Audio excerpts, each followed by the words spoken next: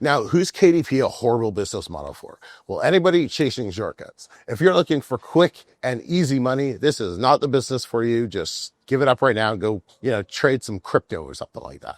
This is not a good business for you. People who, once again, are looking to make like 10K in 3 months. Yeah, it's probably not going to happen. I don't care who sold you on that idea. It's not going to happen. The chances are probably 3%.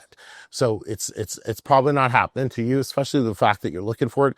I can almost assure you 100% is not going to happen to you if you're looking to make that type of money. You need to go do something else. KDP, no bueno.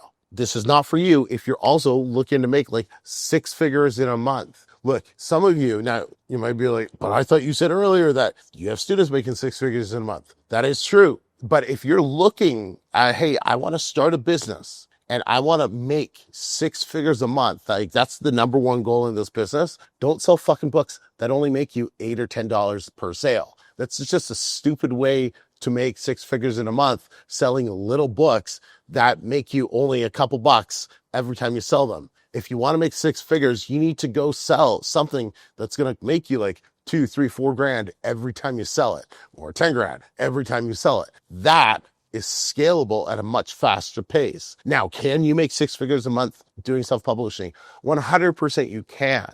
And we have students that do that, but they don't really come into it with the mindset, hey, I only want to make 6 figures a month. This isn't the type of business for that. Going to FBA or something with way larger margins is a much smarter business decision than trying to scale your KDP business to 6 figures a month.